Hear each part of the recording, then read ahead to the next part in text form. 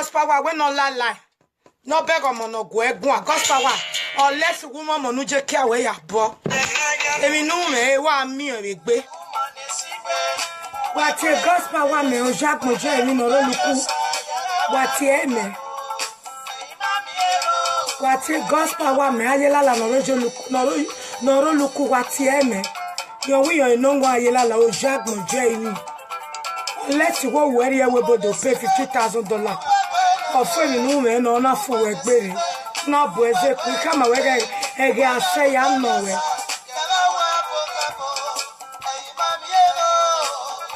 Sister Sandra, God bless you, ma. I greet you too, ma. Why, that I was you. I yell allow me.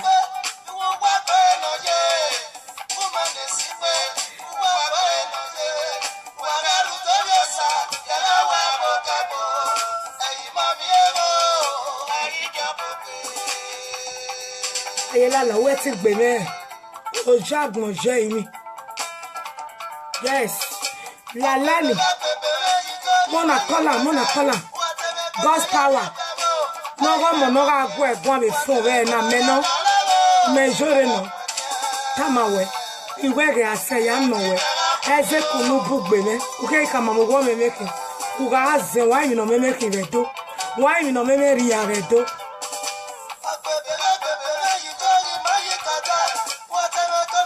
Why invite us to what? Ayela la wo me gbe. Iwe ge ase ya no.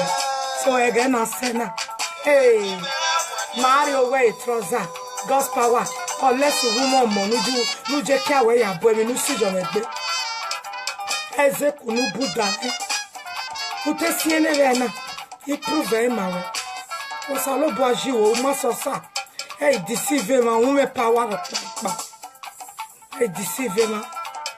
Juki. Oh, where you were to pay $56,000.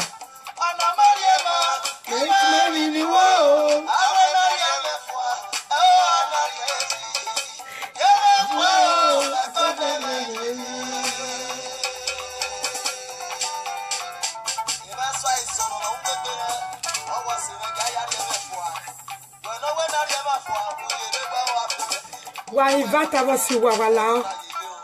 A story waro. You no shame. We are giving testimony. Ajelala, God's power. Salobo mega fight you. Let's see what Salobo deliver. Ora fi wo wori. Wo me boni geni ngai. Ajelala ebedo. God's power. Mo ajelala ge boni ngai. Hey ma ngai bo. Te do ngai bo. Upu evone. Wa invite us you wa share a video na. Do one and no be God's power no look wa invite wa we jore the line. O ene. O te siene me na. O se no mana ene. O sie. O mo nuti o meme. Wa e ga zo ki wa mi no meme ki nedo. Wa mi no meme ri avotedo. Che so meme ki mo ki ari awe wa.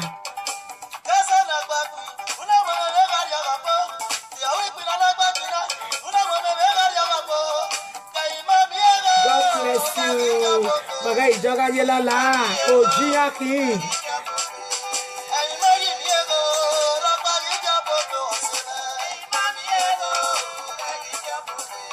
ayela la wete me po ita we ge ase ya no we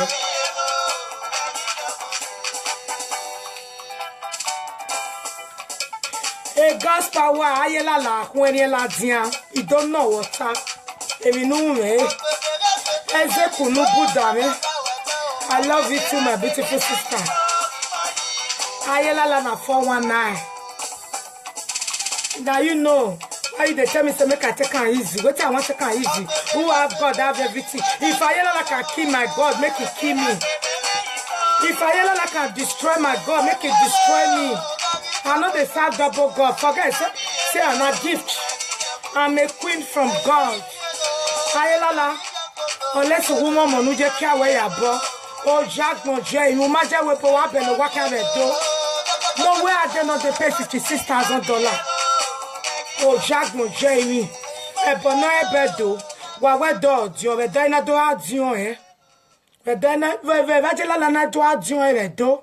Ajela la via we for how many years? Una demi egbe meji.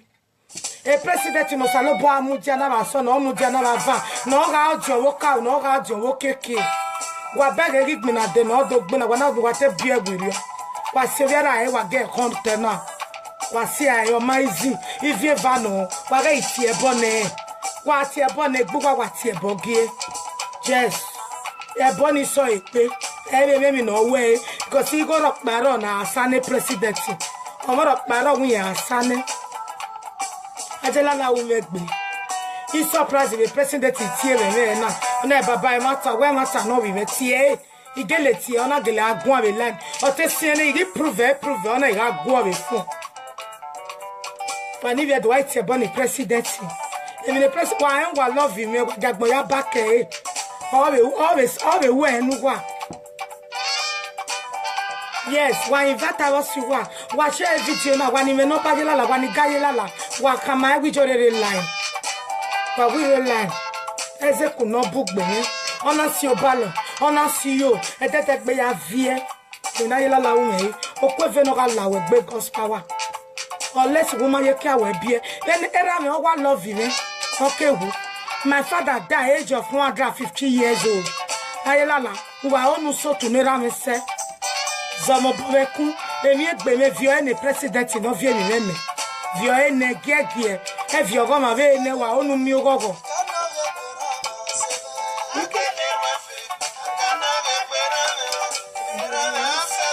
President me we se, mari gretu ko ni e we.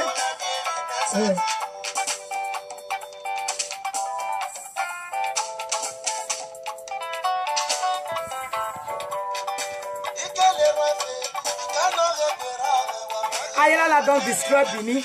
People come to fear Ayala more than God. Why? Why? Sister Sandra, God bless you, ma. That useless ma 419. I tell her, say, when time reach, I go ask her. It will do me. Because say, my family is a poor family. I not be poor now again. Ayala not be poor. I get God. God get power past you. Waiting when you look my pa. Unless a woman more, why a boy money be a calelo, why marry small guessing. I have a way. Where I will way. Who gave no GA, God's power of Jack no JV. Okay. There you go, message or one. Yes. If you me about go, me a cow with Began and very good. Yes. Cow with Began. Where to when you look my waiting. The Niqua will beg out dear with Ariana Riare. Why invite us to what? He wear a saddle lock my todori, walk back. He must have a junuta. Why invite us to what? I like my todori. I allow ye, my dog be a gade, or bellow, what have a do? Oh, Jack no Jamie. E madame, on sa return of your go, I collect you. Who beg on a bozo, kuna bugme. He give a win education. Una mo pota me una mugume we bu kwa monotena taki. Bu metama we years old. Era mo ya ni aruo.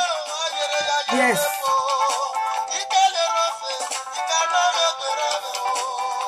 Forget, my husband is Igbo. You understand? Yes. If I dance Igbo name, I will go with Bono. We take a title with Tegbo. Yes.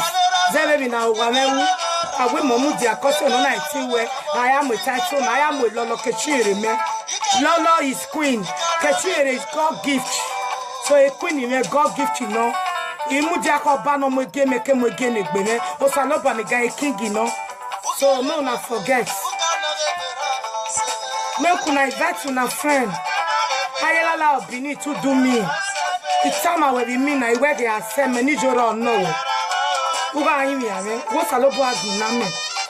But you make bene ni just salobo aguna me because a madam ejega. Wa vi make bene me. A God's power. Wa re la ni moga gu we gwan be fun re na. Wa vi make bene me. If no su mi ogogo. Ima mi ogogo uwe mi ogogo. Wa when you vie uwe vie.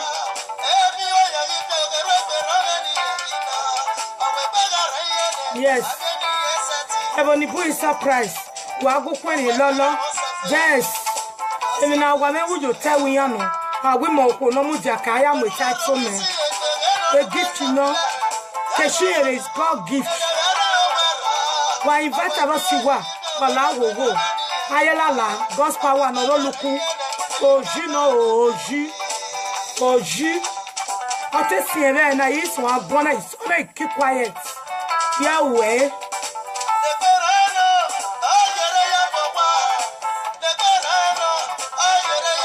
Yes, not be only you, my brother, they surprise. Many people they surprise. They never see Benin woman like this. I be Benin. Yes, now Yore be my name. The meaning of Yore, I go come. Yes, I go come.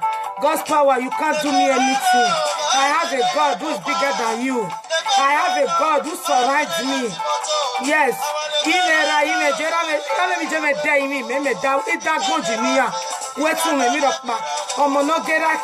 bury my father, be second to the last.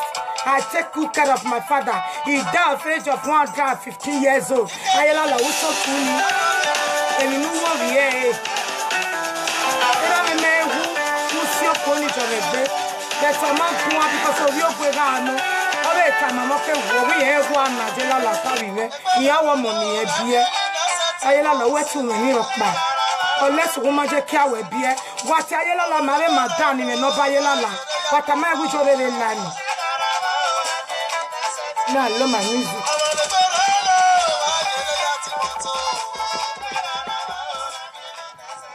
I invite us you what? When you believe Ayela, what am I with your little line? Ayela, you too do me, God's power. You too do me. Whom you say, Matana, you have been zero. What's here, Rudigo? Even you go away, women no me. Who got why me no me making a do? Why me no me marry do? Do my any time away. One or monera wa moiki. Harrier woman we are known. Harrier woman, many are we bury ram and me boy there. And egg bedlen me, I am a God's power wet to me rock ba. Emi ni unera ma we nera. Yes. A beggar can be good. Moria in we beggary. Okay, good dog bomb your house. When you get on more, I game. What it down with bomboji. A mere beme. A president time I'm going next week. I saw as though. Who have you make me talk back? Who have you? Why invite us you what? Sister Sandra, Sister Joy, her bed, no, I invite you, a friend. I allow to do me. Many people they surprise. Yeah, I'm not to say you be been. Yes. Oviedo walking. Oviedo king. Zevemina woman we a village of I am with title me. Oviedo king. A queen is God gift. Or what maron or me a guy. Upuna will take bucket a gift in area go with take book. Where to me rock back. Understand? Waiting. Era me Jimmy a day me. Matato over Ejame Wuji. Yahweh, God's power. Who die, Madame, anyway, or my guest is no pay your work on up with Zeku. Who don't put me at Dimina, Yatama, we mature. Who can't take a day. Who was your who matone payeti to away. Who wears a kuna imiave. He got bow, Salopa, no Jima, no Jew, no Jimmy, when on Nome. Who will be when you get Google Salopa here? Yes. And yet, me view me God's power. Cause I'm a viewer monu beer. Make una share this video. Waga no super God's power cause it go egwane na. I go egwane. Emi egbe me wa vio me. Wa vio me ajelala. E God's power o jagun je mi. E tu do gwa ba do le doji. Oga me boni mu we ni dozo. E bogi mo madam na una collect 200,000. O sie. Una wuyen mi. When you are telling me, oh, we shall not walk me on to why you way. Yes, and then I hear of your way. No, you hear of your great God's power. Saloba, where men. God's power, la sorry, Aquario, while lavare Aquario. You make be where God's power. Yes, who can be Mukak Belly beer? Who a big boy? Saloba, see me. Uno sa when you do, or when you do dollar dojo, ma when you do more doria. Yes, yes. E de ni gwa we bega be rin grodi yen me no talo mame iyan we run no na yo me bobo vio mo bo viva. Yes, we tu me mi rock by God's power. Ame una vio me mi egbe God's power. If you be muga vie mi oga ro we una vie ogume. O ja 200,000 mai rio enena. Itama we guys ege aseme ni joro no we. Via we God's power. God's power via we. Umagwa ba do dole doju dori adowa. E boga mu yo we mi niya. Ugo ni ado pay go re ya dole dojia. Ere ya dole zoa. O jagbon je emi no je ana gbo agbon e God's power. Uto wa ti gbe me wa ti logo mo mi ke me jore. Wetin yes ya na me mege bi dunaka. Obi ewe ga kin. Omo nera blessing ekin. Wetin me mi ropa. Wa invite abo si wa. Wa invite yan. Wa ge jodaje lala o jiyan kin 419 e game no e way to survive eyanji. Wa gen deceive you wa. Wa gen deceive you wa.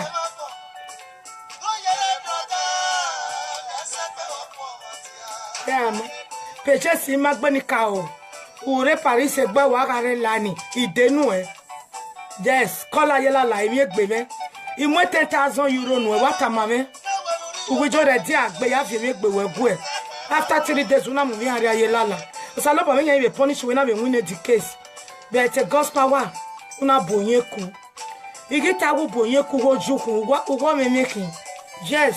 O me geleki iye mi no me de ni gwa we pega we mi iye mi no ta mame iye mi no me wu nedo sisu we wo me fo me geleki you understand o no ji ana gbo e ba gbon wo mo no we aje we no do gbasawo no do pay $56,000 ya we make una invite God's power wa ni me no be God's power wa ka ma wi jorere lani no do wa mo no wa gugun be fun we na igi se gu we gun me ye ti gun una won ba na ya mu don na God's power ba we ya iga ba we o salopo no jiwe no me you understand me ya we God's power ya we una si ze mi egbe me ya we I ma expect we president ati we me ya we ita we gi ase ya gbina ya o salopo agbina me u meta ma me bi mi no wo salopo agbina me kele salopo gele gbina igwa no vije me buwa de ko sin yan Christian mu ha how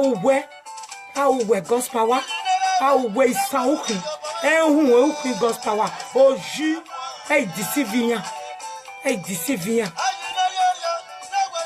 deceive yan do o ma do gbo ba dole doju tu dori ya ewa ebo amuyan ogwe mi niyan o gba ba ke ti e ba bogi mu yan ogwe niyan seri yen enu gwe niyan mu go rere 200,000 again go me value o mi madam we je me na we go ni ya mu mo to we ai ni o gbe no bi je me akia water because o wi ogwe no bi re mighty gun God's power bi awe God's power o do sorry o bi jori God's power o do sorry wa vi mi egbe me wa so wa vi mi egbe me wa van Sister Princess I know it's okay. No matter those useless ayelala where they said that they settle matter for Bini, they be 419. Everybody they fear them. Why? Are we serving a living? Are we serving a dead God? Are we not serving a living God? Why are you people afraid of ayelala? Why? Why are they afraid of ayelala? Who be ayelala? Who be ayelala? Ayelala, take good care of yourself. Not they play people 419. Not they deceive people. Ugu George Kesina we paisonu gwina eze 419 no ugo meme ugo amubuwa de oboko giame late oboko giame ije fraka yo witness me ore imi na eminu je wewu una wana agu egwi yes ogu mumi ajagwa we eni mere listi we ijoro moze itama we be ni gonu age listi we yes wetin we mi rokpa because mini ye mi ba gbon me mi o ibi ekine we bega o e ga vie before salopa ke do we who me se ke do ase count me ya we ayilala na 419 I want to let my people know today if fear not let you na talk me yore go talk am ayilala wetin gbe me wetin we mi rokpa no Ikedo said the name why we no le vi ado ma cho wa gun megun Ikegu we gbon na egbe wo ekenu na mu eboni ya neyan Ugo moro na te ijore ge me no we have tama we no stay clear egbe me No Jamie no give you a happiness as they say. Stay clear with me God's power. No matter what about dollar doji. I give me one no give me Zoya Palace. We are going to Palace. It's small gets my queen at your Palace. Ayela for everywhere. Now God will punish you. Now God will destroy your home. You can never destroy Bini. Mona share this video. I beg you now. Ayela must stop for Bini. Yes. Who will stop us? Akuga kunwe yo tedonire. Ebe go eti do ayadion ve tedo.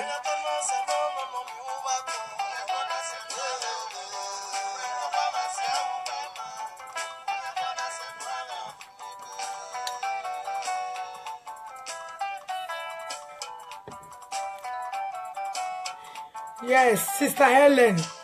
God, osalo pare dagun eh. Ebi ye mi Sister Helen. We were beggar spirit go away beggar the ring road. Yes.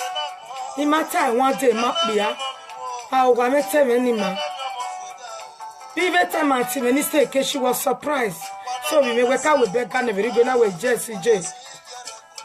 So you got go even carry by very good this the we have to God's power.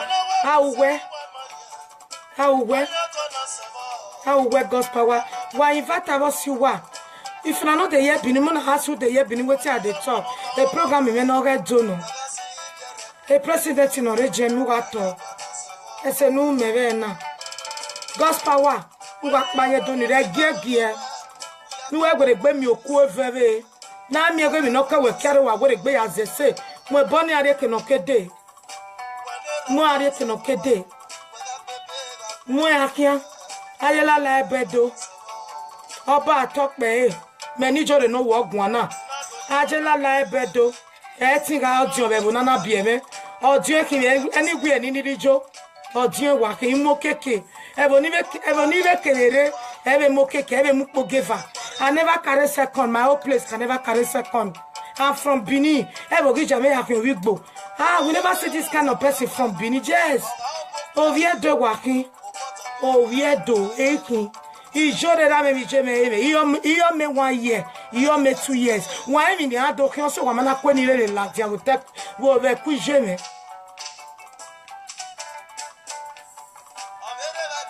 Oh, I be God bless you. While I will watch a video now. One of you depending on what can I with your line. My boy, one event. All this one scenery price here. Yes, here. I said, Bebo, Osani Gassewe.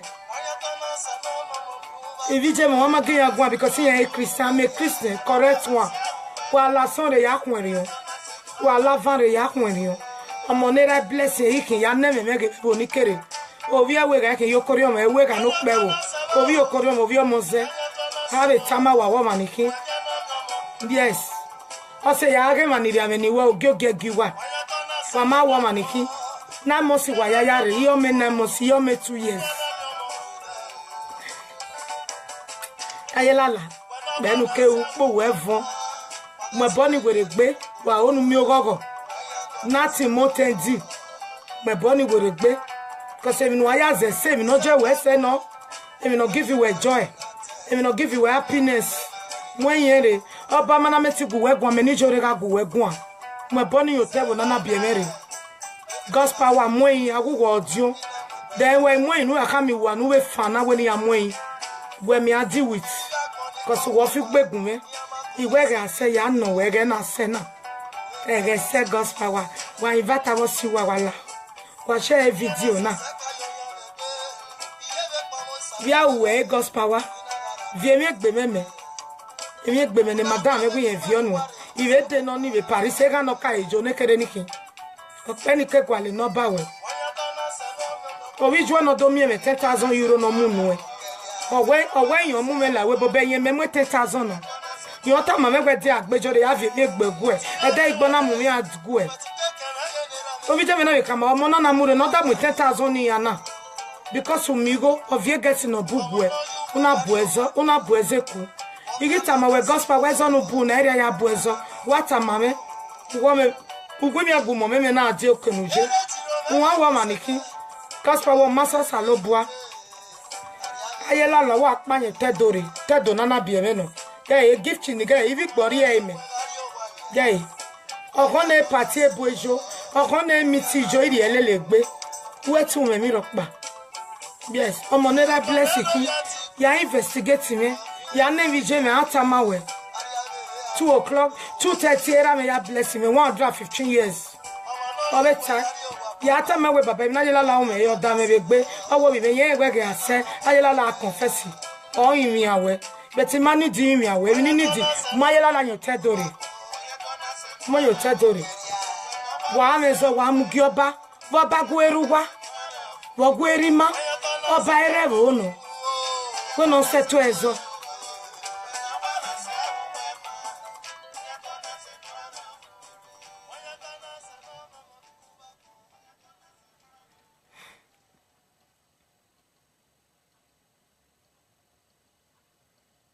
Moi, on get a pago wegon with donya ya muha. Yayela go kill me. I don't fit to Ayelala. God go punish you, God's power. My God go destroy you. As you destroy my name, so my God go destroy you, God's power. Ayelala ebedzo mwenye dori. Evo nana biomeno. Hey, deceive you, me. Ojuki, umaje webo. Wa belu wakian. Wa yebo ya mare bieka. Akin awo we egberegbe omo nu je ki awo bi akin awo egberegbe nu gebe no jie na rudigo rude 200,000 no vi je mi akin okon mare wa seri ebo ajela le ya boyin uta me madam gwegwa ya oga ime ebo ni mu ugwe ni do pay 30,000 euro nuri uri oko ya we ugun ya popo penu kewu I swear ni me baby Ive sweni o ma be baby. Ima ewede uwe yeme. Yes. Yeme. Omo nuga gugun abe nanu. Ijago me. Jesu me pelogbe. Adame yo. Ijago me ya e. Ajela la uga kpanyo tedo nana biemere. Uga kpa ba sunga kpa ba van. Uga kpa e tudo gwa badole doji. Tudo mwe dori ayo babo. Loji ana gbo e ba gbon 419 mo ebo goma no nya bo mo ebo giyan were gbe mo giyan mo ebo giyan ebo ejela la ebedo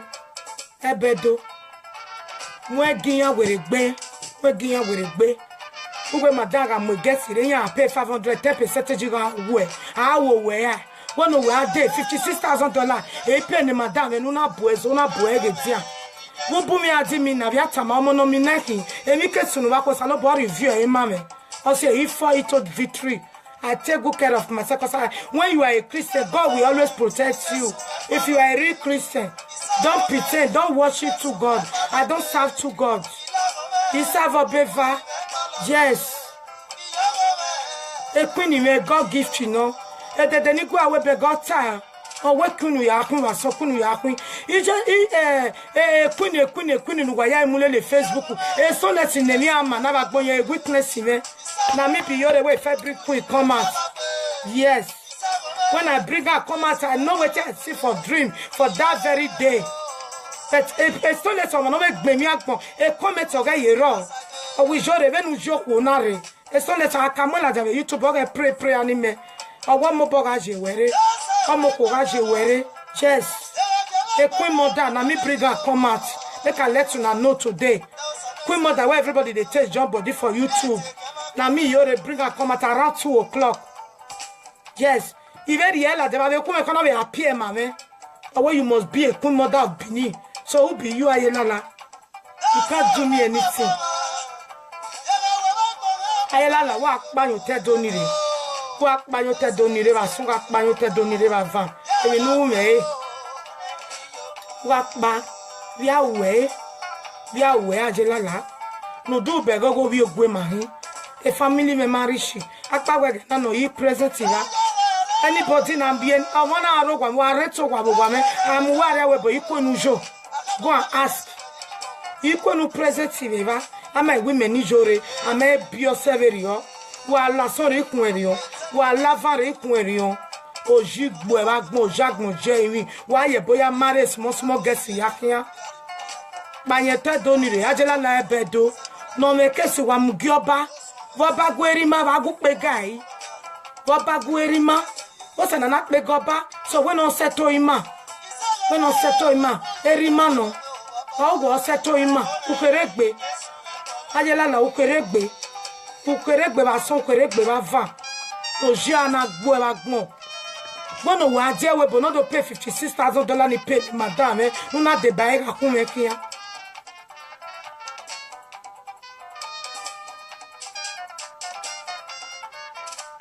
via we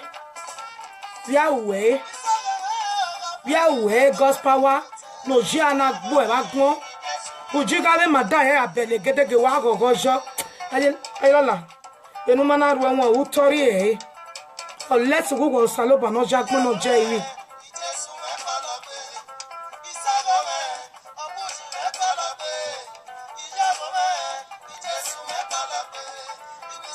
waya lerun akuga kwaye la yo te dore yeri so ma no ri adowa ba yo te dore ba yo te dore wa na we gesi na we muari ba wa ga ipe yo da ye la iya ya block ewe wa ayela la ya su wa ri yeke eje igbo oru ewu me ayela le ga ba wenu no me oru ewu me ne gesi ga ti pe ni ameke na amezo gu itoria yes era meta wo mi mo ga bono magajo double ami eta yes oru ewu me ugwe ni amezo gu ni ameke na ti pe no meke na ami ogwe wu yes uwe tori o let's we efe ya nu meni o clean o etio salobo ya awon who are not here etio salobo God's power oh my God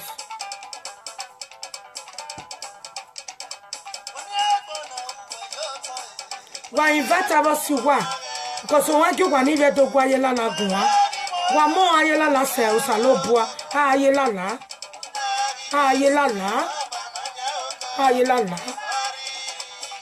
wetin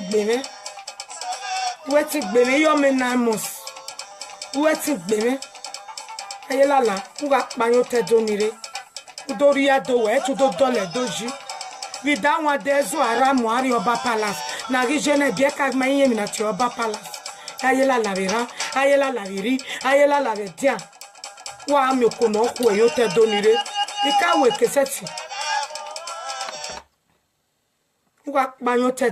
invite us you wa yes my beautiful sister love it invite your friends yes do me mani amo ayela la kamia wijore when you ya when you kama ayela la wijore when you asa ayela la don't know me the Holy Ghost fire mana destroy we do mana destroy we ya gebonuga when umeti overthrow me but mana gebonuga wo saloba no jiwe no jime eiga eje egbede pon me geru ro me gie ayela la ku ga ku enyo te donire umami no no we tagwe me ni joro kan no we ibe ave ta ma ba ka ta ma me ne be no pe awaga ase wa no ta gwe to pu gwe be imi we na bi mi na ru pon no fua ima tu we iga toge imi na no saloba no jiwe no jiwe we no film o were na geru me se ima tu we mi na mi ugo bi me ba so mana tu na pa yeti tu we eze ku bu una imi ame we ni ga gwi wo salobo abo ye yes wo salobo agele bo ye cause wo salobo se wo we se me but emi egbere nu vio me e ru de 200,000 una size mi egbere vie mi egbere ma je la no roluku e God's power umomo uga sweni moge dan owe yi appear uga sweni moge si o manue because ma plan ivo da we ima me opa ni we e keniri se awe meme e se ni ga we meme e mali we meme e kemeru we meme how we ni God's power how we God's power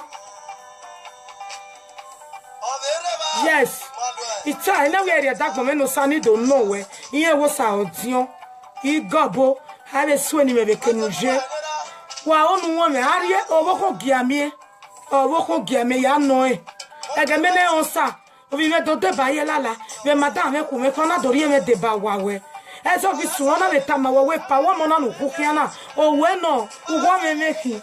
Uga azen wa mi no me meki nedo. Uga mi no me riare to. O me mekele waki. Yes. Ikleme adome me no ga taga we bo we wa. Ukeregbe God's power no deal with him. Ukeregbe no denye gbe meji. Ukeregbe no de pinti meji. Ukeregbe no dinye meji. Obo kanoro me de no ni be Paris. Hey. Aso boy you gay. Edo we no ka mugbina. O ka mwezo. Ma be God's power no. Me deal with ave empty vessels. O si ave yan izu be Paris ni di America ya keregbe. When a gospel one yaga, near more, me here do it. Who correct me? Yes. They may say, now be aware of what way me bomona, where me mono with baby and Nadia. They may say, now be aware of what. Yes. Gay, it's a pele benani, una posta no lad, we go no lad, I will job on a woman. Every do. Your Korean monicere, I will job on you. Yamupaya, woman, demi noria. Nerana suegi.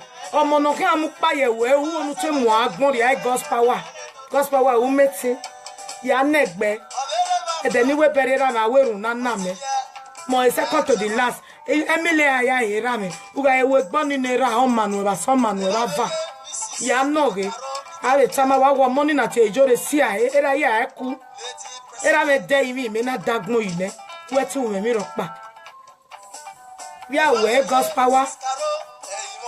Because it's a Christian yamu up to now we are yeri egbeladia. Igari egbeladia no. Ukeregbe isanwe seme or less woman mo. Bumi ade asone ikewe. Wa ewuti bumi ade. Bumi ade God's power. Noro luku. Bumi ade. Who pass God? Who sasa lo boa? Who sasa lo boa? Ugo tu we se no ma e boga mu yo ugwe mi favor niya ito 14 when ya do ya zese oji ana gbo ba gbedede gbo yari egwe nu ma de awo we ya what's on we manager we pono do pay €50 $50,000 what's on we manager we pono do gba shawo God's power wonu we de no do gbigbi agia uge we ni pass through yes u soja me ya de but enu wa we de ba se lo me wo why me? Udi ita wijo a gospel wa ojiwa no wo me ya wa mo we ade. E da ro won ma ni fi. Won. E da ro won ma fi. Ita ge ge ase ya no we. U me gbe gospel wa. U me gbe. Ya no ge. Era me ga we be ga bi gwe mo pe yo janire. So, when you get a very mo ave ga me gospel wa. We tu me ro pa. God's power me do away. Una leru ge si ma be do ni ami okwezo ni ave madan ami okwezo so da na amu ekesi gu e. Vosie God's power vosie ju egbe. E de egbo ga gbo kokon. U ga gbewe ibawe e ni ta lo ma we na. U ga leru ne gesi ve madan ni aga mi problem na me ke na amu ezo gu e. Ibawe e God's power. Ta ma me di ibawe.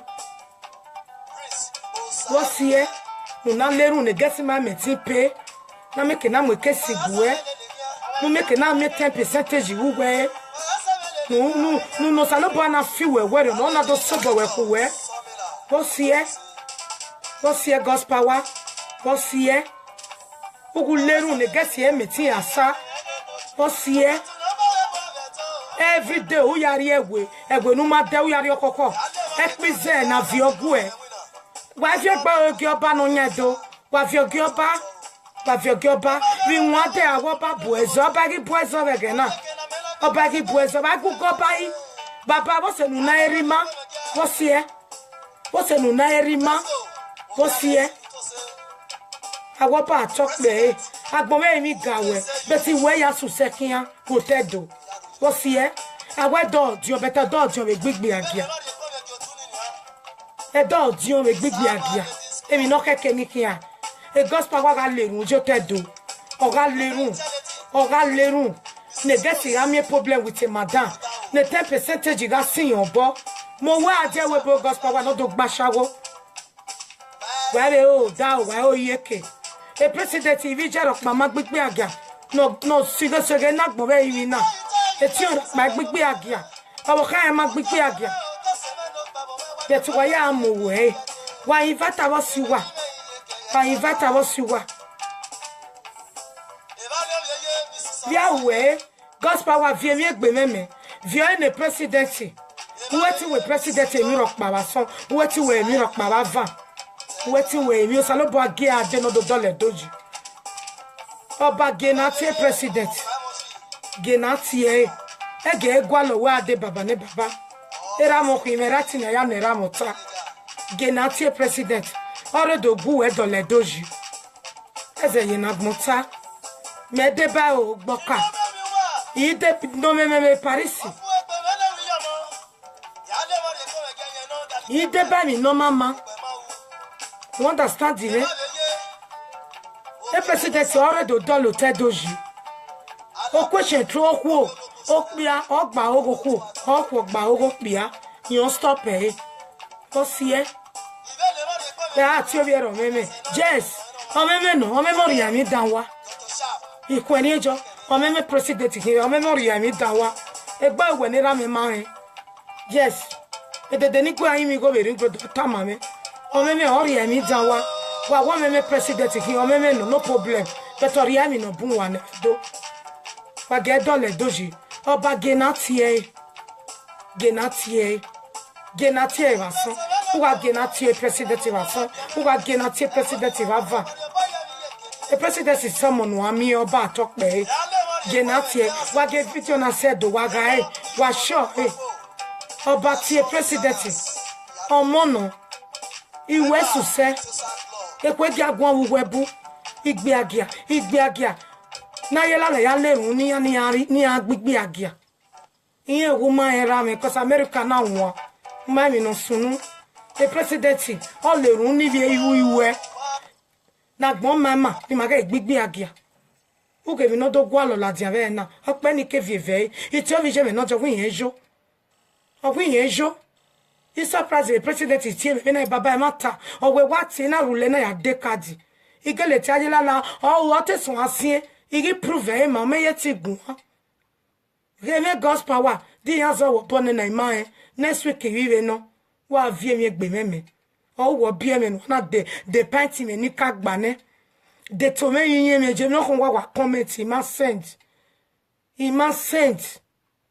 oba wa again at president what ye uga o never we man with tie president via oba nu lerun ne no continue via oba lerun ne mwegie ne we guawe oba we gugwana era mo khimerati ne ya guwe gun o oba mo ma na yin mwegie ne president imawo nu mwegie me ati mwegie me yes mwegie ne president mwegie ne cause mi no do gbeyin tedo ro bungbe obugbe mwegene genatie obuwere ha umaizi na mie uga genatie ogare mwegene cause mi no ria oboye tinwe ohere tinwe president ya wese no women no baba mwegene ijere mo pane de data ma baby we bega lele owo wiwe ogi go dukon na go to o me fe na rokwa ba ene je wa vie ba o wa me kenuri ovi me o dere be kenuri imagwe nu mwegie me ibe mu wa be mu me baba imu beti agu we dole doji egie me o salobo amu eme be mwegie ni president no rejemi yo a social media president mwegie ne emi no ewu ebonevite ne ugbe na efilogie o ma ye ke ibi je magbigbe agia owo ka e magbigbe agia mwegene baba wa tokpe mwegene ogo eno ejigo ya do riviejo obo genatie president yes agbome mi gwebo gukwen ni president eni no ko mama egbe no pa wi yan lolo of nenemi no pa wi yan lolo of Paris no pa wi yan lolo of Holland no pa wi yan queen of the world no pa wi yan president of freedom fighter yes you are a social media president cause we know it we ma be ro pa no metita baba mwegene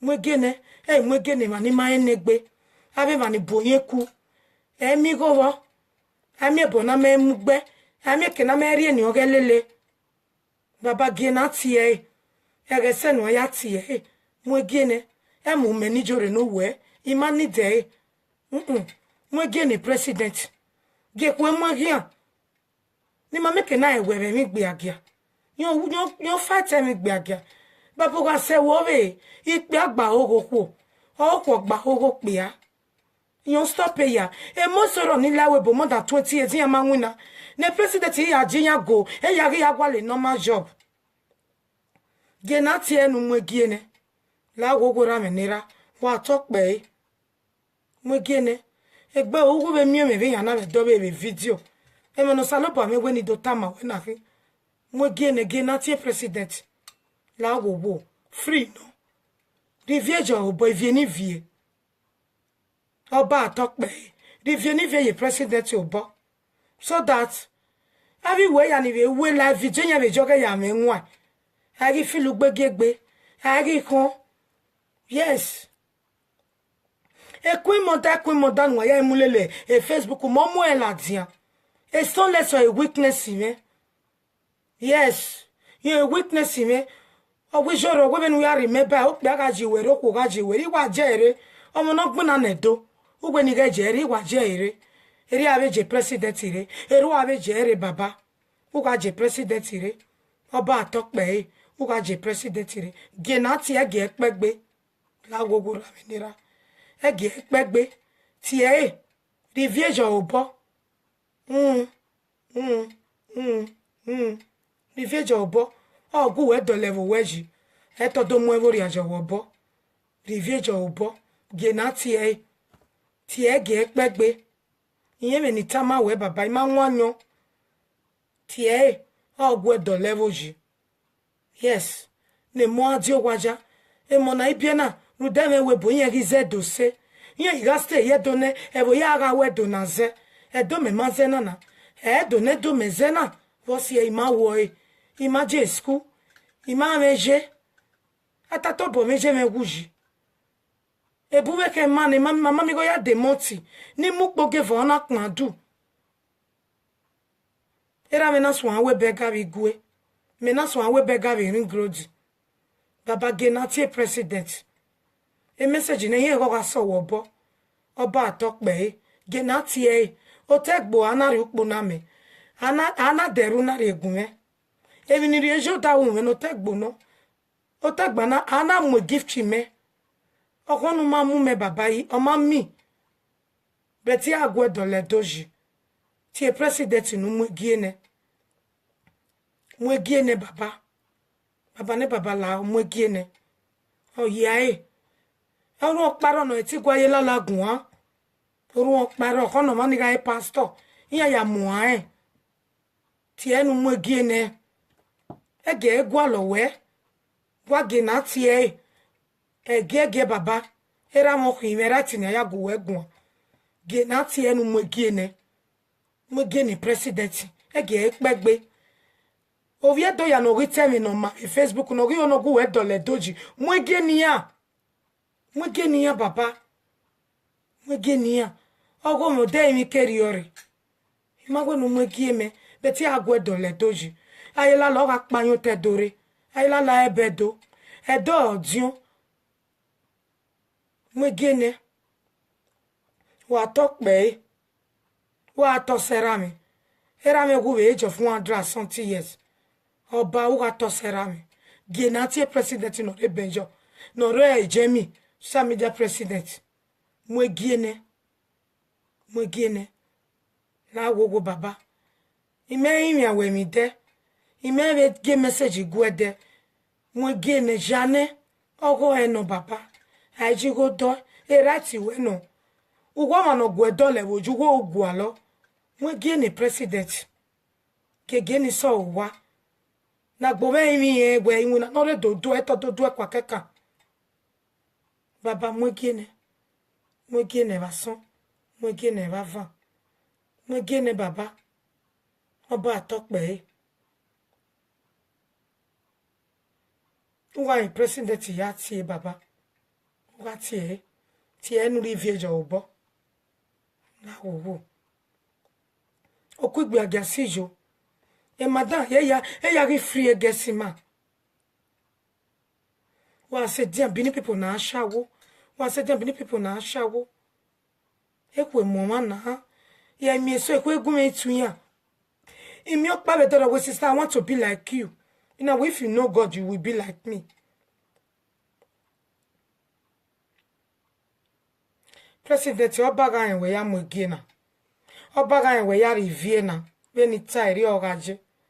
Ogage na tie wege nokpegbe. Baba uga tie. Tie. Ogo eno. Uga mwegena ma fiemi rokpanyo wegbere. Mwegene. No meke na ruku gbagba ya gwedole dojo omwegbe. Omo no mwegbe no. Iye meti we mi rokpa. Ebo ni ya tie ni won pe eyan egbere. Ewe mi rokpa. Iya won manohi. Wogbin na meve ni na ge ina go duku na go to. Ina we yes. Me sa de mi dan. Emi no ma eri opoba. Oba mwegene president. Baba mwegene. Hey mwegene ma abe maniri avowa. Abe 419. Abe mani fiwego. Ni joba palasi ya fie 419. Iya amare 10 wife. Mwegene president. Genati baba. Era meke water mame woba enwe yati. Ohonu matie me. Oma demi noria baba. Iro yeke. Ote doninari. Imo keke baba. Ibe mukbo geva. Oka we mweke niri jono. So evo ni kevere oka hoga mu. Adobo me weti yan le nwejo tedo. Osalobaga sofurejo. Osalobaga sofurejo. Ege ekpegbe. Mwegene. Ege no keke no mume. O no muna we fa wana mune president. Mune. Genati Baba. Omo we gwera gwan. Era moki. Daddy moki. I love you we kakabo. Umeheme. Epishe na miewe. Ukpa emiewe vimina. Beti itai. Kede ni amiewe. Yatama we ni yaminai. Ukpa uwa mokpa time. We want me de wa gbena wa pagbe. Ina mi na mi oba gege. We jeme o my wife don't go. Ina no don't worry. Ime kenirie. Oba tirie. No, iye ti ran wo kan ba. Ana wo ke atan gorion e ko do soto. Mwegene president.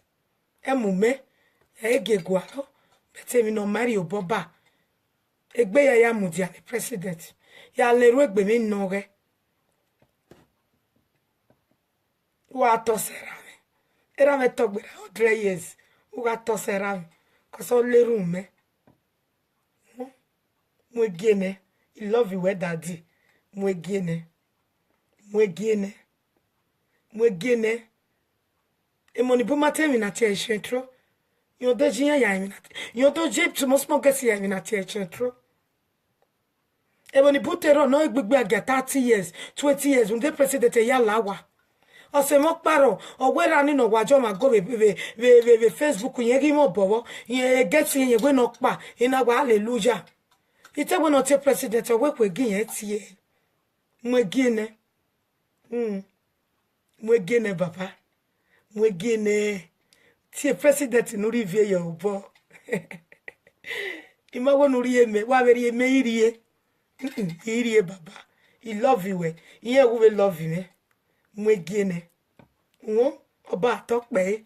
Wa ge kesati na so boy. Iye ti mi ewe. Yes, ya we ave mi ewe be logun me. Ya mwegbe ya na ajoba palace ati ewe la dia me. But baba, ime mwegbe ni ya di owa. Emi no kan wa comment. No kan gbe mi no ma. No salopa we ni ge idogie na. Ima wanyo ketai. Understand me Christian hi. Mwegene president. Iri oboye mi no magba. I advice ya. Yes. It is so less. Ina na tia bone ma be Facebook na na unu sa gie we. O si eni na ri ku oge. Iji kwa mani ya la webe meja sadi asa party de but question less iraju. Cause Você, igual ya imi president. President. Wa reva. Ijore no webe reva. Gari boy yo yeke. Esto le se eme kodan.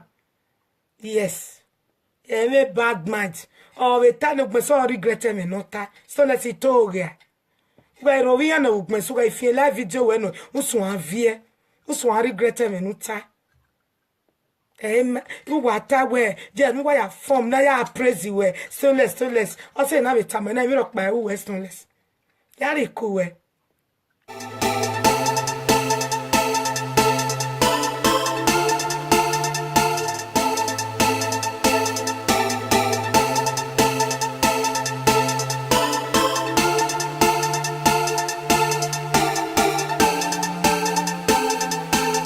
una poezeku Udo bumi adimi na viatama we matuo. Ukiade kiade. Ugujore wa uo matone payeti tuowe. Ubweze kuna imi ave. Iga bawo salopa no jima. No jiwe no jime we no nome. Ugo vive we nige gugo salopo abonye. Yes. Emi egbe me vio eme gospel power. Cause ama vio go monu bie. Make una share this video. Waga no sope gospel power cause igwe egwane ve na. Igwe egwane. Emi egbe me wa vio eme ajelala e gospel wa o jagun je imi tu do gwa ba dole doji oga eme boni mugwe ni dozo e bogi mo madam na una collect 200,000 o sie una wuyemi we ni adele mire o bi je me na wo wa pin yanju wa iyan wi ogwe yes e de na iri ovi ogwe no iri ovi ogwe gospel wa saloba we mene gospel wa la sore ya kunriyo wa la vare ya kunriyo imu egbe we gospel wa yes uke egbe mu ka gbeli we ya bie u egbe gbuwe salobo ati eme no sa we ni do o we ni do dole dojo ma we ni do mu edori ya yes edede ni gwa we bega be ringro di eme no talo mame iyan we run no na yo me bobo vio mo bo veva yes we tu me mi ro pa gospel wa Ame una vio me mi egbe gospel power mi egbe mu ga vie mi o ga ro we una vio gume o ja 200,000 ma iri o enena itama we ga ege aseme ni joro no we via we gospel power via we o ma gwa ba do dole doju dori adowa e bo ga mu yo gwe mi niyan o gwe ni ado pay go re ya dole dojia ere ya dole zoa o jagun je imi no je ara gbo agbon e gospel power Uto white gbe me white logo monike me jore wetin yes ya na me ge bi dunaka obi ewe ga kin omo nera blessing ekin wetin me mi ropa wa invite abo si wa yan pa ge jodaje lala o jiyan kin 419 e game no e way to survive eyanji wa gen deceive wa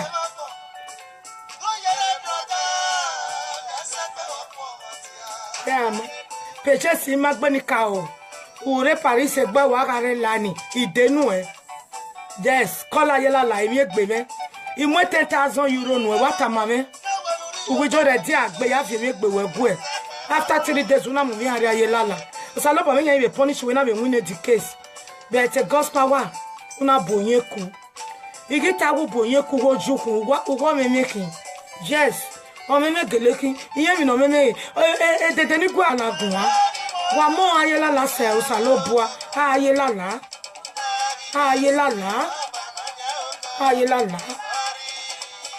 weti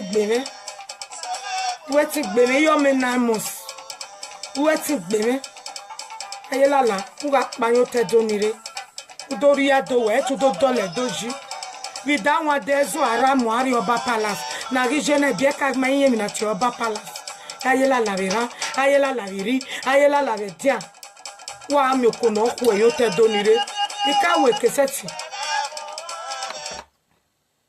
wa panyo te donire wa invite abo si wa yes my beautiful sister love it invite your friends yes do me mani amo ayela la kamia wi jore woni ya ya woni ave kama ayela la wi jore woni ya asa ayela la don't know me Holy Ghost fire man destroy Domana destroy we.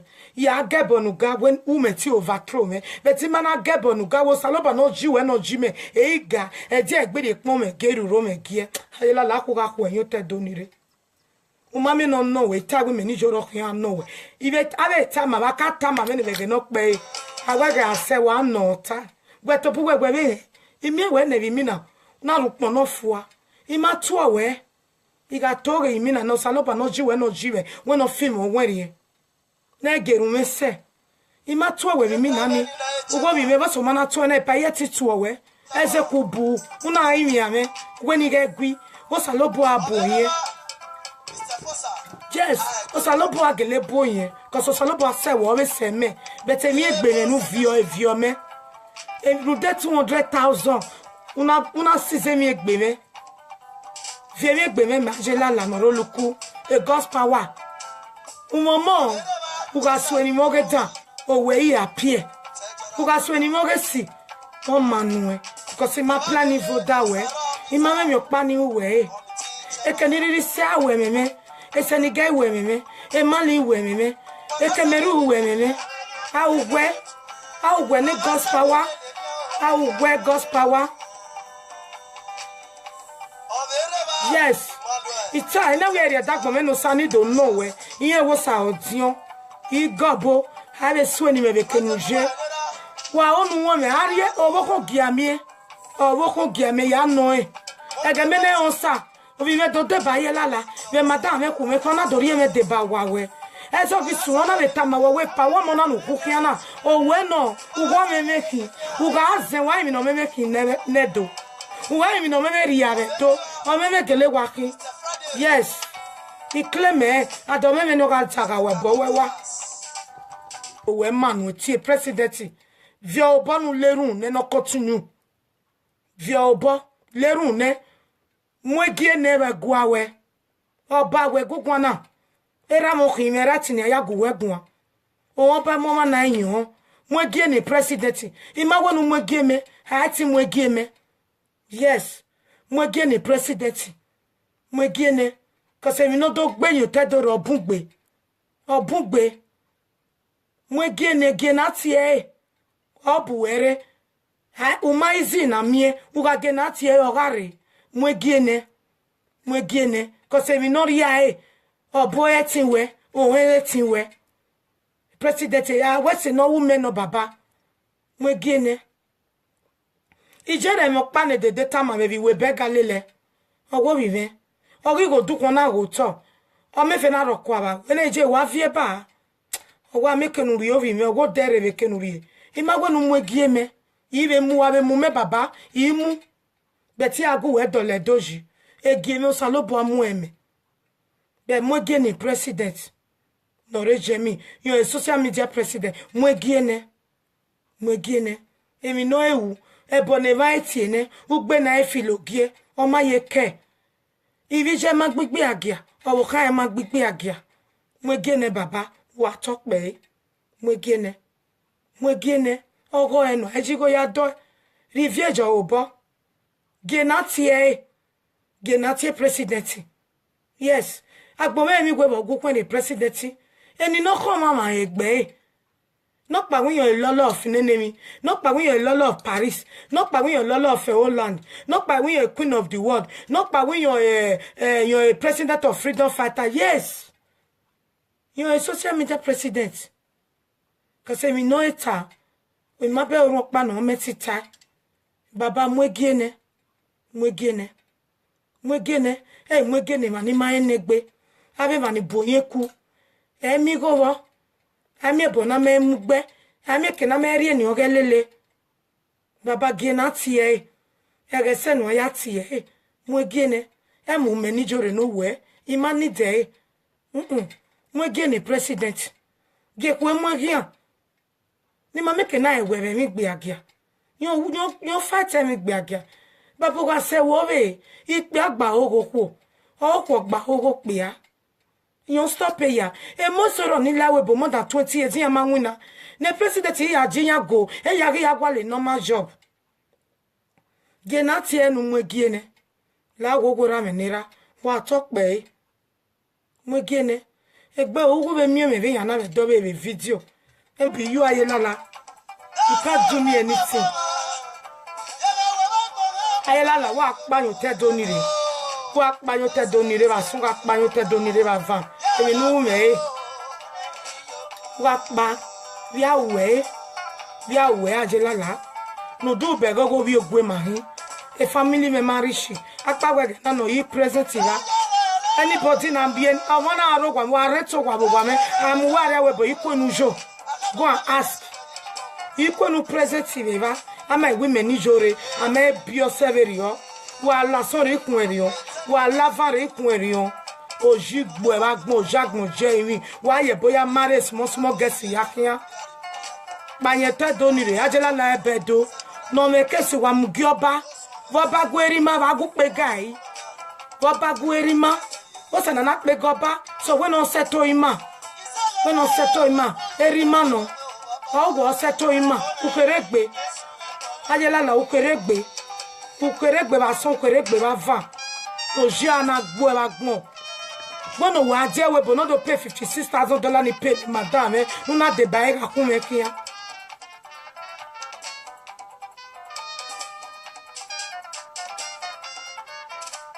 Via we God's power no jiana gbo e ba gbon. Ujiga be madame e abele gedege wa gogojo. Ayola. Enu mana ru won utori e. Let's go saloba no jagmo no jai.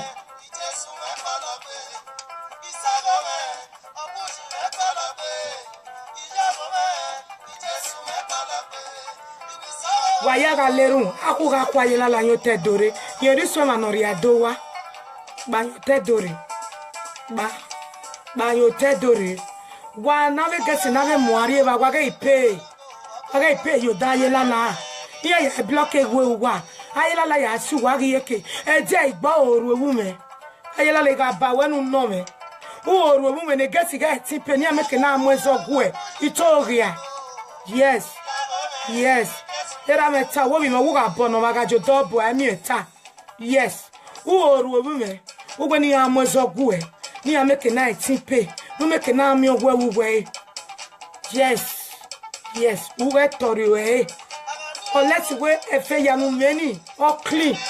Oh, it's just a little boy. Who are not here? It's just a little boy. God's power. Oh my God.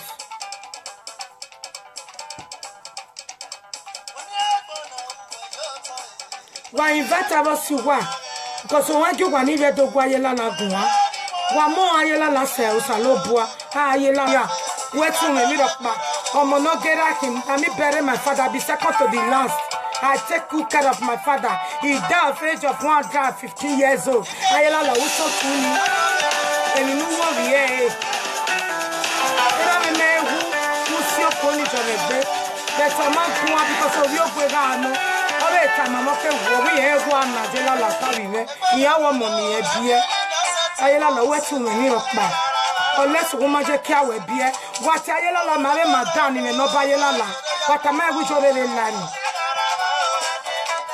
No, I love my music.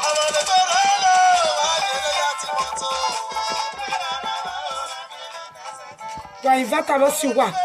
When you believe Ayela la, what am I with your little line?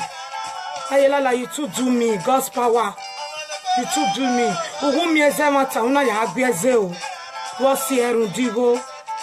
Even you go away, we are women no me. Who got why me no me making redo? Why me no me redo? Do my any tamawe. One omonera wa we moiki. Aria wo menu ya no. Aria wo me ya we bury rama me boy de. An egbelenu me me be ya. God's power we to me rock ba. Emi ni unera mo ma we nera. Yes. E begara me ga kin vi gwe. Mori e we begari. Okay gudo gbomo yo aho. Meni ya gera mo mo ave game. We ti da mo bomoji. Emi egbeme e president tama me we next week asun ezo ngwa vie me gbeme me to gba ngwa vie wa invite us wa sister Sandra, sister Joy, abeg me na invite una friend. Ayela la to do me. Many people they surprise. You will notice say you be yes. Oviedo waki. Oh, we are talking. Zeve mina wame we a village of I am with title me. Oh, we are talking. A queen is God gift. Or what baron or me a guy. Upuna o take bucket a gift in area go with take book. Where to me rock back. Understand? Waiting. Era me jemi a day me. Mata top of ejeme wuju. We are away God's power. Who die madame Mary anyway. Or me guess is no pay your work on a poeseku. Who don't put me a dimmy na viatama we matuo. Who can't take a day. Who will show the wall matone payeti to away. Who poeseku na imiave. He got bow salopa no jima. No Jew and no Jimmy when on nome. Who will be when you get Google salopa here. Yes. Emi me view me God's power. Cause I'm a view monu beer. Make una share this video. Waga no sope God's power cause he go egwane ve na. He go egwane. Emi me wa view me. Wa view me ajelala. A God's power o jagun fit to ayelala. God go punish you God's power. My God go destroy you. As you destroy my name, so my God go destroy you God's power. Ayelala ebedzo mwenye dore. Evo nana biomeno. Hey, deceive you me. Ojuki, umaje webo. Wa belu wakian. Wa yebo ya mare bieka. Akin awo we eberigbe. Omo nu je ki awo bi akin awo eberigbe nu gbe no jie. Nu gbe no jie. Na rudigo. Rude 200,000. Ah, no vi je mi akin. Akon mare. Wa seri ebo ajela le ya boyin. Uta me madame gwagwa ya oga ime. Ebo ni mu. Ugwe ni do pay 30,000 euro nuri uri oko. Ya we. Ugun ya popo penu kewu. I swear ni me baby. Ibe swear ni o ma baby. Ima ewede uwe yeme. Yes. Yeme. Omo nu ga gugun ale na no. Ijago me Jesu me pelogbe. Adame yo ijago me ya e. Ajela lo uga panyo tedo nana biemere. Uga pa ba sunga pa ba van. Uga pa e tu do gwo ba dole doju. Tu do mu edori ayo babo. Loju ana gbo e ba gbon 419. Mu e bo gyomo no nya bo. Mu e bo giyan were gbe. Mu giyan. Mu e bo giyan. Ebo ajela la ebedo. Ebedo. Mu e giyan were gbe. Mu e giyan were gbe. Uwe madaga mo get it ya pay 510% jiga we. Awo we ya. One we a day $56,000. E pay ni madam enu na boezo na boege dia. Wo bu mi adi mi na viata ma omo no mi naki. Emi kesunu wa ko salo bo review e mame. I say if for it victory. I take good care of myself because when you are a Christian, God will always protect you. If you are a real Christian, don't pretend, don't worship to God. I don't serve to God. You serve a beva. Yes. A queen may God gift, you know. A the Nico away be God time. Or what kunu ya queen was so kunu ya queen. It's just queen in Waya Mulele Facebook. A so let's in the near man never go a witness in now maybe you're the way fabric queen come out. Yes. When I bring her come out, I know what I see for dream for that very day. But a so let's on another me a comment or get wrong. We show the venue joke wonare. It's not let our camera de YouTube pray anime. Or one more bogage wear. One more bogage wear. Yes. A queen mother, na me bring her come out. Make I let you know today. Queen mother, where everybody they take jump body for YouTube. Now me you bring her come out around 2 o'clock. Yes. If very hell they will come and be appear, mammy. Or where you more.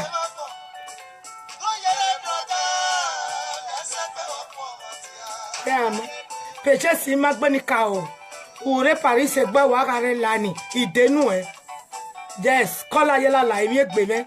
Imwe 10,000 euro no e wata mame. Uwejo redi agbe ya fi egbe wegwe. After 3 days una muvi hari ayela la. Osalopa me yan be punish we na be win the case. But a God's power una bonye ku. Igita wo bonye ku hoju ku uwa me making. Yes.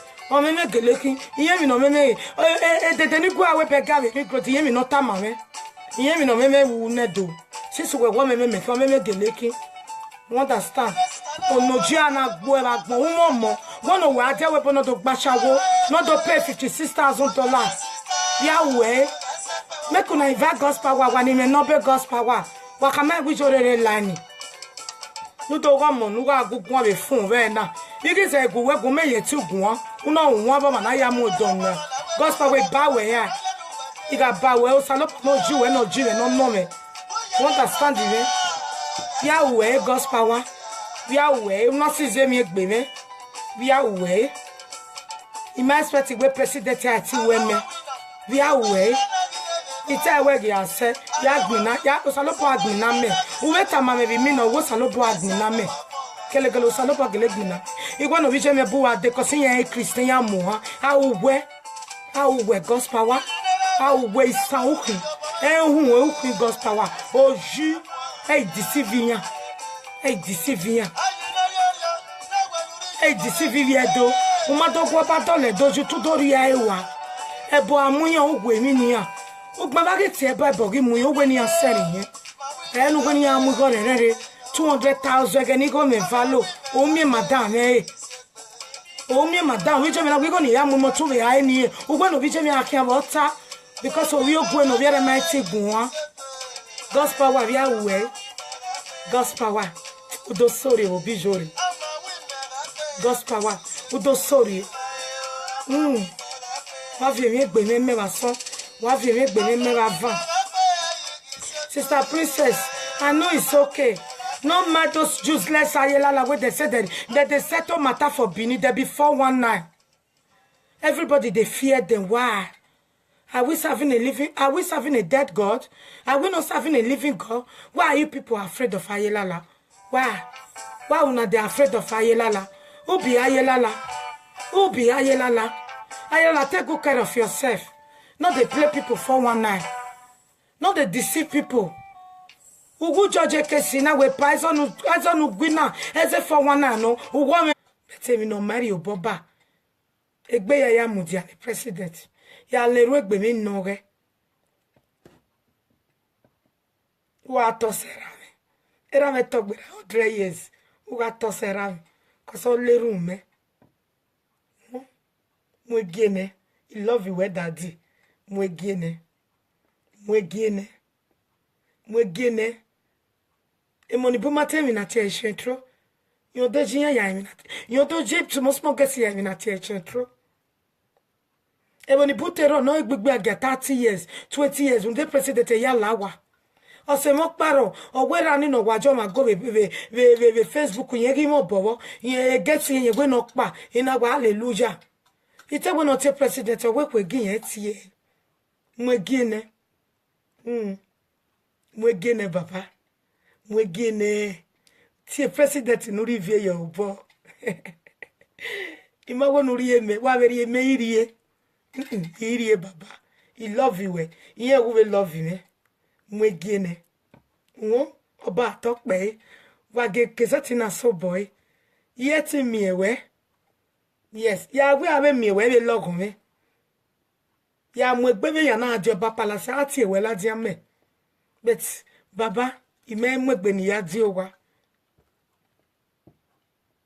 Emi no kon wa comment no kon gbe mi no ma no salopa we ni ge idogie na ima wanyo keta understand me Christian hi mwege ni president iri oboye mi no magba I advice ya yes it is so less ina na tie abone ma be Facebook na no sa gie we o sie ni na ri ko re iji kwa mani ya la webe meja sadi asa party de beti questo le siraggio cause vosie igogo ya imi president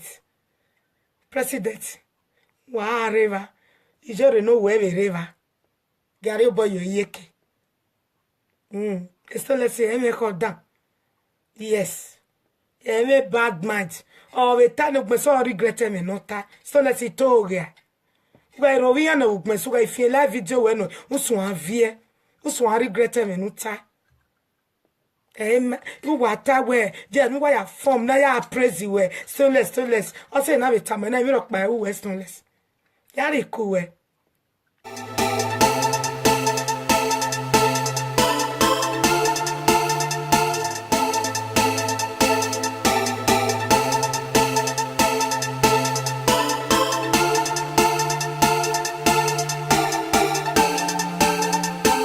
je.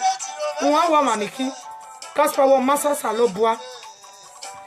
Ayela la wa akpanye tedori. Tedo nana bieme no. Gay gift ni gay ivi gbori eme. Gay. Okone party ebuejo. Okone miti jo iri elelegbe. Wetu me mi rokpa. Yes, omonera bless you. Ya investigate me. Ya name je me atamawe.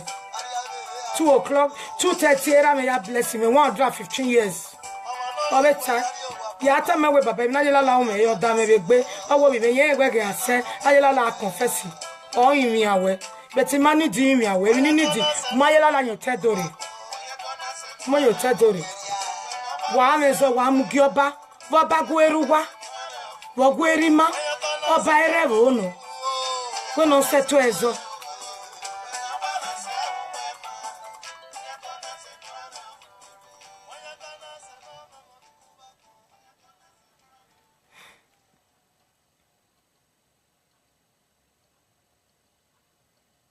Moi, on get a pago wegon with donya ya muha. Ayela go kill me. I no fit to Ayela. God go punish you, God's power. My God go destroy you. As you destroy my name, so my God go destroy you, God's power. Ayela la ebezo mwenye dori. Evo nana biomeno. Hey, deceive you me. Ojuki, umaje webo. Wa belu wakian. Wa yebo ya mare bieka. Akin awo we eberegbe. Omo nu je ki awo bi akin awo eberegbe nu gebe no jie. Nu gebe no jie. Na rudigo. Rude 200,000. Ah, no vi je mi akin. Akon mare. Wa seri ebo ajela le ya boyin. Uta me madam gwegwa ya oga ime. Ebo ni mu ugwe ni do pay 30,000 euro nuri uri oko. Ya we. Ugun ya popo penu kewu. I swear ni me baby.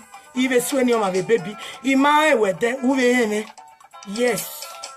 Geme. Omonuga gugu be nanu. Ijago me Jesu me palogbe. Adame yo ijago me ya e. Ajela lo uga panyo tedo nana biemere. Uga pa ba sunga pa ba van. Uga pa e tudo go ba dole doji. Tudo mu edori ayo babo. Loji ana gbo e ba gbon 419. Mo ebo gyomo no nya ebo. Mo ebo giyan were gbe. Mo giyan. Mo ebo giyan. Ebo ajela la ebedo. Ebedo. Mo giyan were gbe. Mo giyan were gbe. Ugwe madaga mo get ire yan pay 510% jiga we. Awo we ya. One we a day $56,000. E pay ni madam enu na bo. Ta bo siwa.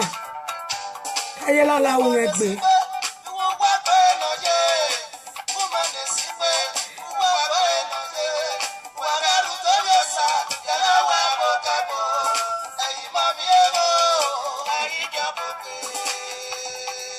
Ayela la we ti gbe me. Ojagun je imi. Yes. La lani. Mona kola. God's power. No ga go egbon be fun we na me no. Me jore no. Tamawe. Iwe ge ase ya no we. Eze kunu bugbe me. Uke ka mamo go me make. Uga aze wa mi no me make we do. Wa mi no me me ri ya we do.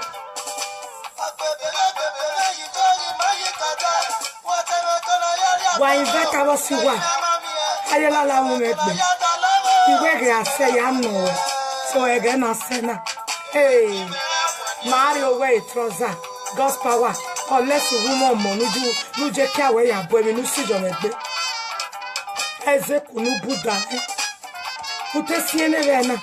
I prove ma we. O sa lo bo aji o ma so sa. Hey deceive ma wo me power pa. Hey deceive ma. Juki. Oh, where you were to pay $56,000.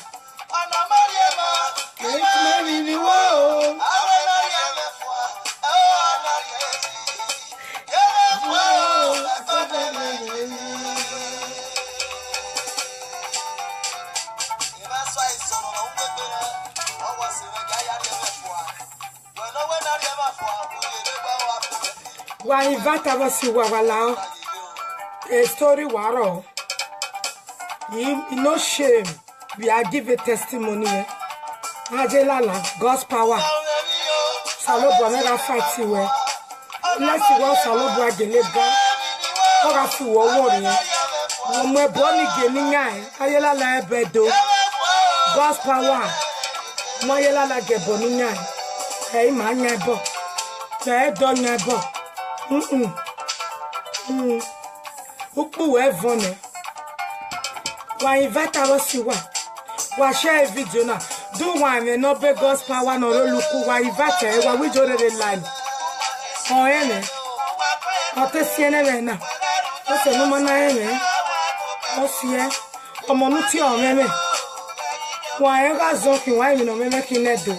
Wa mi no meme ri abotedo. Che so meme ki mo ki ari awe wa.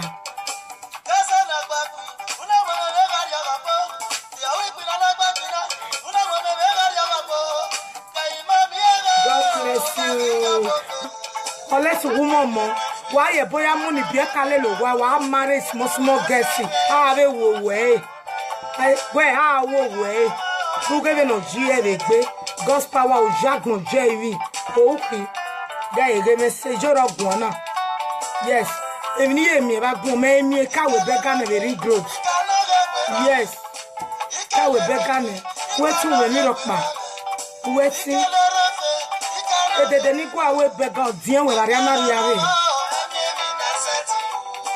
wa invite wa siwa iwe ga sajela lo pa yen to dore wa pa ima sameju nu ta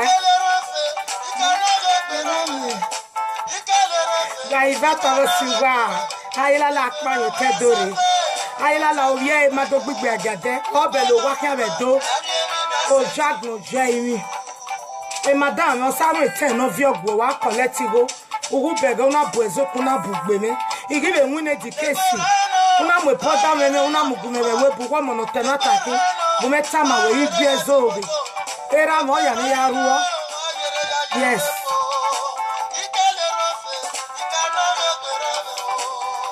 forget my husband na Igbo you understand yes if I answer Igbo name I will go Igbo no we take a title with Egbo. Yes, Zerebi na Ugamewu. I will momu dia custom on 19 where I am with title, I am with Lolo Kechiri me. Lolo is queen. Kechiri is God gift. So a queen in a God gift, you know. Imudia ko bano mo game make mo game egbene. O Salobo ni guy king, you know. So no na forget. Me kuna invite una friend. Ayela la obini to do me. It's time I will be mean I wear the same many joro no. Uga imi ame, wo Salobo aguna me. But me gbene ni jo Salobo agene gbina me because e madam me jega. Wa vi me gbene me. E God's power. Wa re la ni mo ga gun we gbon be fun re na. Wa vi me gbene me. If no su mi ogogo, e ma mi ogogo, uwe mi ogogo. Wa we ni vie uwe vie.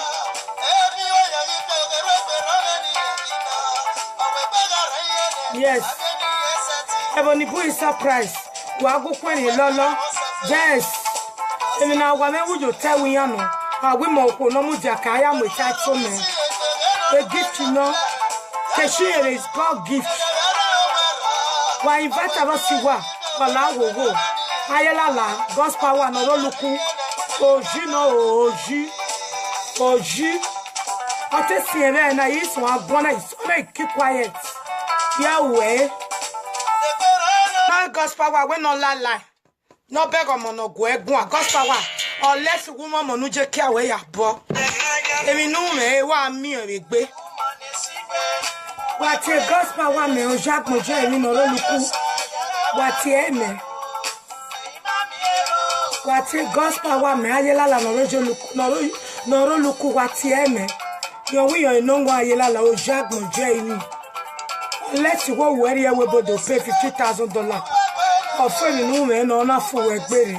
No boys, we come away again. Say I'm nowhere.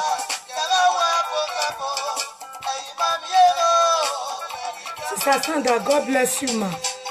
I greet you too, ma. Why invite us you are? Ayela la uwegbe.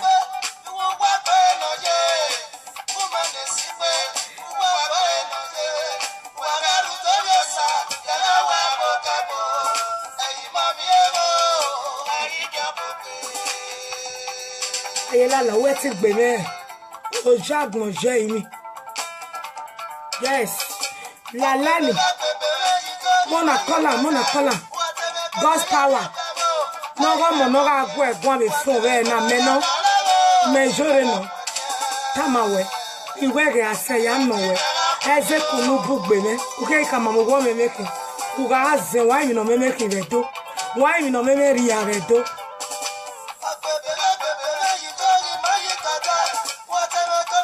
Wa invite us wa.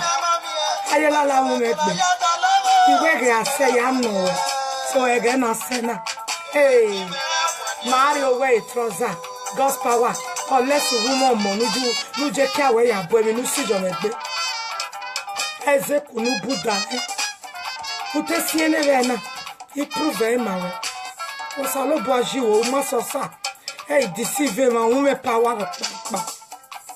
Hey deceive ma. Juki. O where we bodo pay $56,000.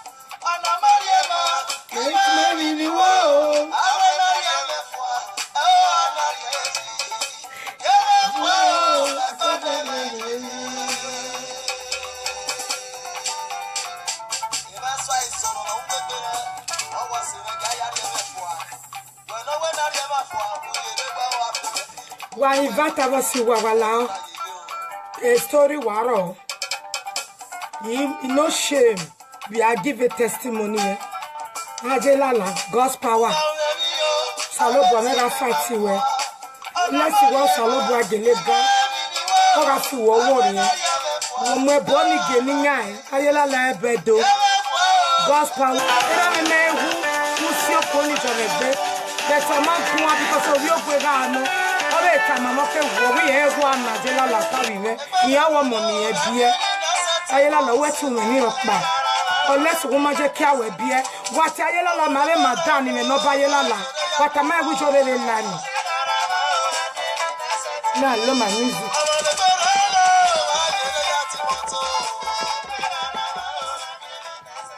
Ya invite us you wa. Wani believe Ayela la what am I with your line? Ayela you too do me, God's power. You too do me. Ugu mi ezemata una ya agbieze o. Wo si erun digo. Even if one way we are women no meme, Ugaze, why me no meme kivedo? Why me no meme riavedo? Do my any tamawe.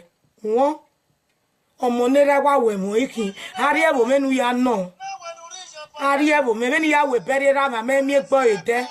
And egg bellenu me, I am a God's power wet to me rock ba.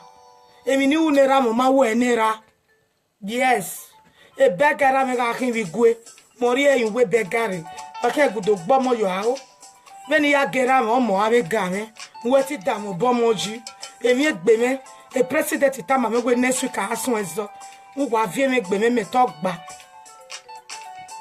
Uwa vie wa invite us wa. Sister Sandra, Sister Joy. I beg me na invite una friend. Ayela to do me. Many people they surprise. You will not say you be yes. Oviedo waki. Oviedo king. Zeve mina wame we a village of I am with title me. Oh, we are talking. A queen image God gift. Or what maron on me a guy. Upuna will take bokete a gift in area go with take book. Where to me rock back. Understand? Waiting. Era me jemmy a day me. Matato over age me wuji. We are way God's power. Who die madame Mary anyway. Or me guess is no pay your work on up with Zeku. Who don't put me at Dimina Viatama, we matuo. Who can't take a day. Who was your wo matone payeti to away. Who boeze kuna imiave. He got bow salopa no jima, no Jew and no Jimmy when on nome. Who go with when you get Google salopa here. Yes, Emic be me view me God's power. Cause I'm a viewer monu beer. Make una share this video. Waga no super God's power cause he go one evena. He go one.